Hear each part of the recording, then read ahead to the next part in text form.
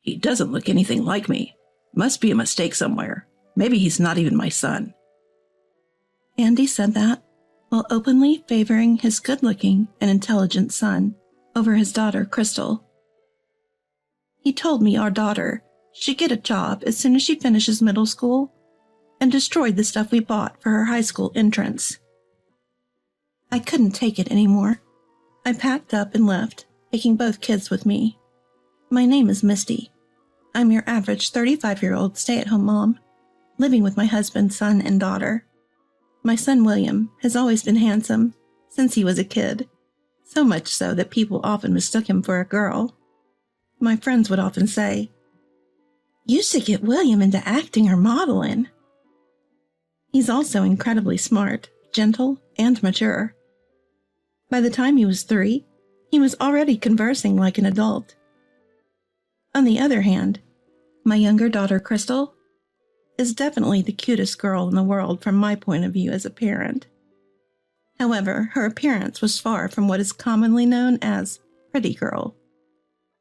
She's a bit on the plump side, with curly hair and a round face. She's not athletic, and she's slow to speak. But to me, she's the most adorable girl in the world. However, there is someone who doesn't think well of such a girl. Andy, however, clearly favors William. When he gets home from work, he only pays attention to William. If Crystal tries to join in, Andy tells her she's creepy and trying too hard.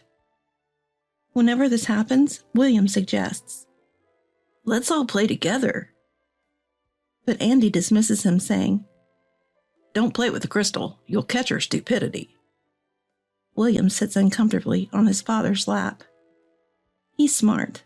He understands what's happening. Even my mother-in-law, Jacqueline, dotes on William and mistreats Crystal. Andy's family owns a store.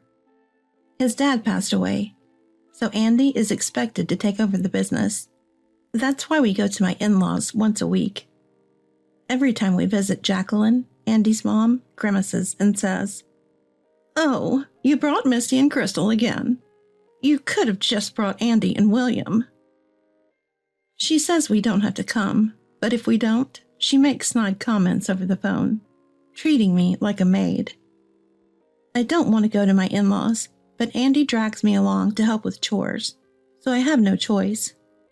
On this particular day, Jacqueline decides to take William and Crystal to a large local park. While Crystal is thrilled to spend time with her grandma, I have an uneasy feeling. But tied up with chores as usual, I reluctantly wave them off. By evening, Jacqueline returns home, carrying a tired William on her back. "Oh, he's getting heavy. William's growing up," she cheerfully comments. But there's no sign of Crystal. "Jacqueline, where's Crystal?" With no hint of guilt, she replies, "I don't know.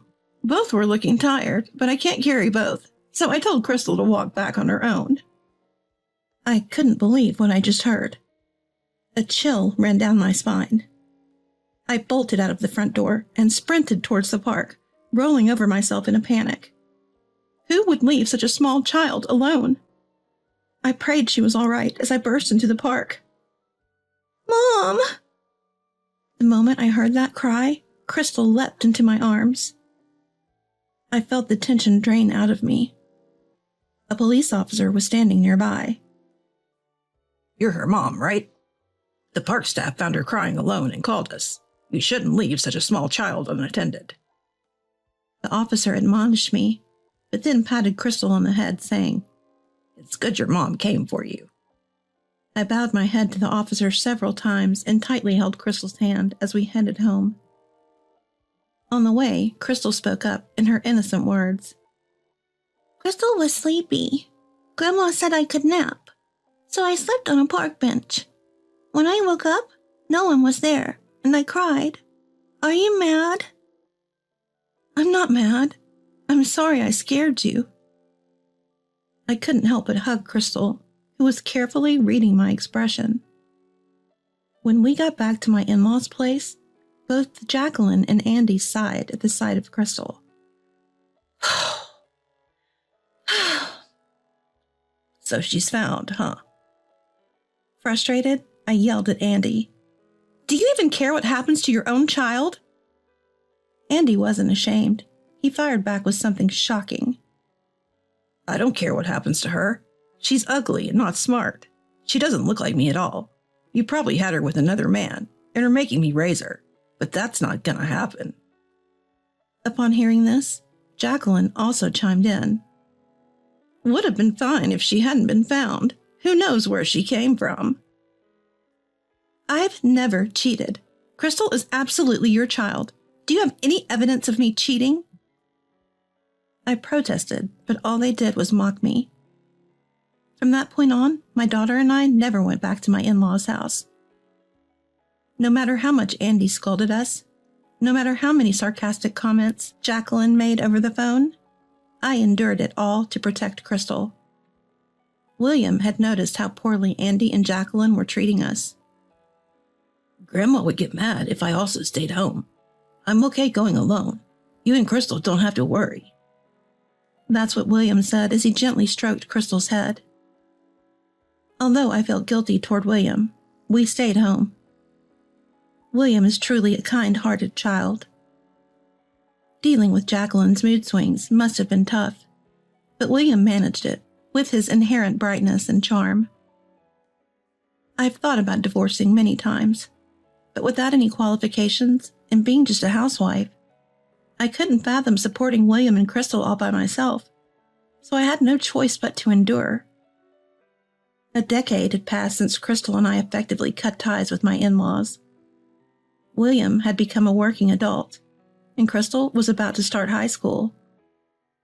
With a new backpack and textbooks for high school, Crystal was looking forward to this new chapter in her life. Andy still treated Crystal poorly, but we had both decided to ignore him. As long as William and Mom are on my side, that's all that matters, Crystal would say, which always made my heart ache. Still, seeing Crystal excited about her new life made me happy too. But then, disaster struck. Andy saw Crystal's new school supplies and went ballistic. What is this? You're planning on going to high school? We've raised you this far, and you're not even our real child. Quit school and start working. Pay us back for all we've spent. Throw all of this stuff away now. Ripping up her textbooks and tearing her bag apart, Andy hurled them into the muddy yard soaked from days of rain. I'll make sure your mom hears about this. Andy said that and called his in-laws. Jacqueline came over almost immediately, as if she'd been waiting for this moment. Who do you think you are, planning to go to high school on our dime? You should be thankful you even got to go to middle school. Get a job as soon as you graduate and give us all your earnings. Misty, you should be grateful we even took care of your affair child, she said, clearly enjoying herself. You two are nothing but a bad influence on William, our heir. You're both worthless. Get out. So there we were, Crystal and I, picking up her thrown school supplies, listening to Andy and Jacqueline's harsh words. Both of us were drenched in the rain. Rain soaked our hair and droplets streamed down our faces to the ground. I couldn't tell if they were tears or rain anymore. With William already having moved out, there was no one left to stand up to these two. Crystal and I looked at each other, and we both knew. There was no reason left to stay in this house. After that, Crystal and I packed a few essentials and left.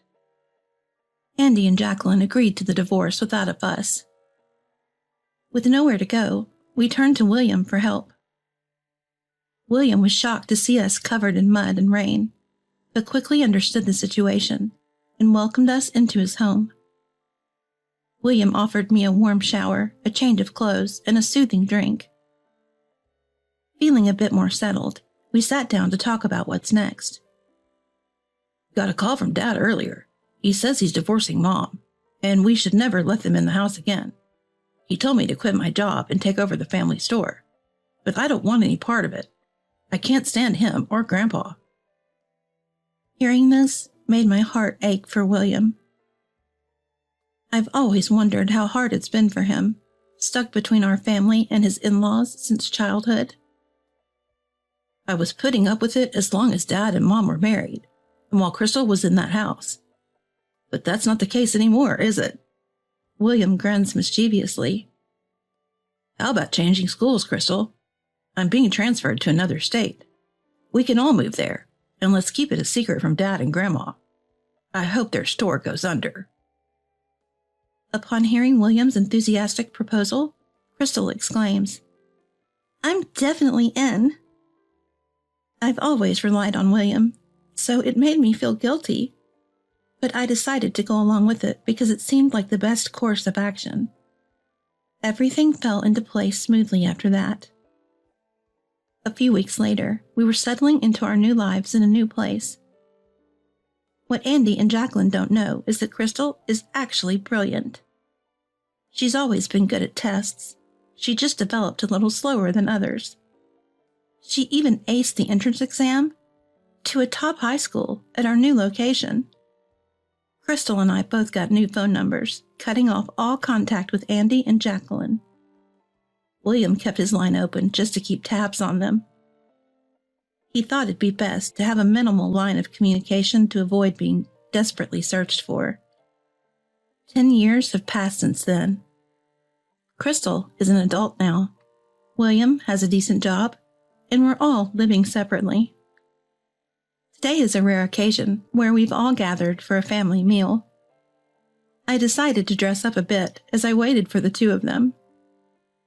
Suddenly I hear, "Is that you, Misty?" "Yes, it's Misty." It was Andy, now balding and bloated, and Jacqueline, her hair completely white and hunched over like a witch from a storybook. "Where have you been for 10 years, Misty? We've been worried. Are you still mad about us claiming Crystal is the child of an affair? Come back. We haven't seen Crystal and William for years. Where are my kids?" Andy was ranting, saliva flying from his mouth. "Yes, come back. We're in terrible shape now." Jacqueline shrieked in her hoarse voice. Despite the dramatic reunion, I felt nothing. I observed them, oddly detached. "Mom?" "Mom, what's going on?" I looked back towards the voice. I turned to see a sharply dressed young man and a lovely young woman in a cute dress. Pointing at them, Andy and Jacqueline were speechless. "Is that William and Crystal?" "Yes, but what are Dad and Grandma doing here?" William gives a tense response.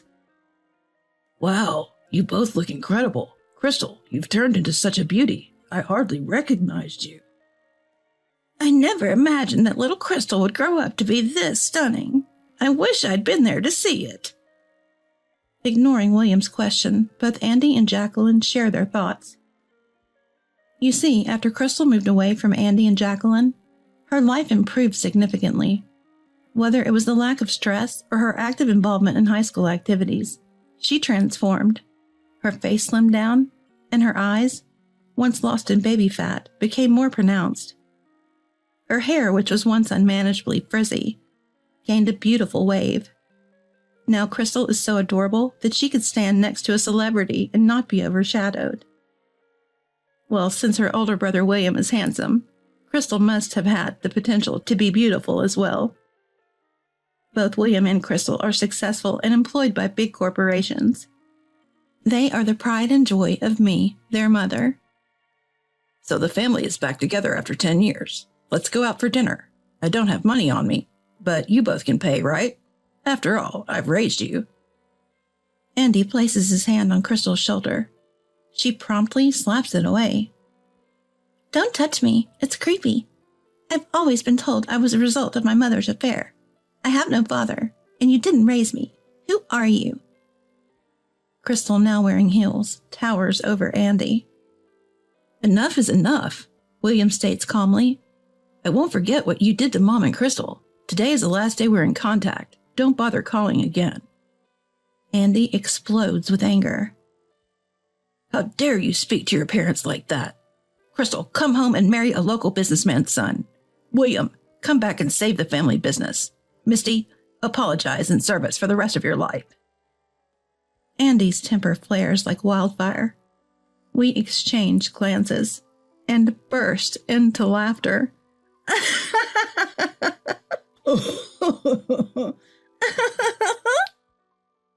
Why would we want your forgiveness? What made you think that?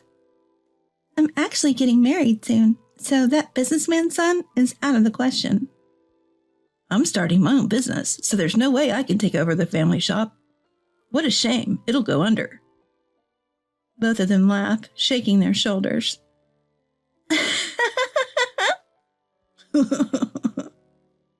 Andy looks desperate.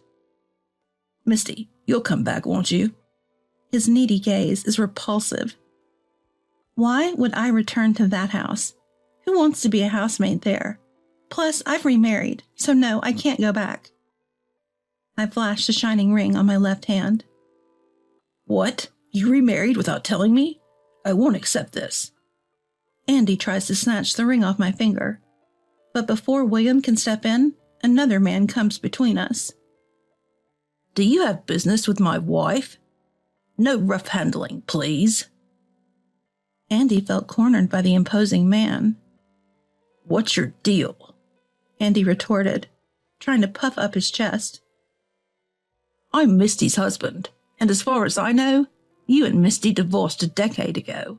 I was the lawyer who facilitated the process. A lawyer? Andy seemed visibly shaken by the man who suddenly revealed he was a lawyer. That's right, I fell for Owen, the lawyer who helped me during my divorce 10 years ago, and we started dating. A few years later, we got married. Andy's face turned even redder. A lawyer, huh?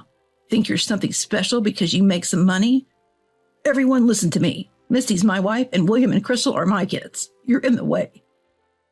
With that, Andy charged at Owen like a raging bull. But Owen dodged smoothly. What? Ah!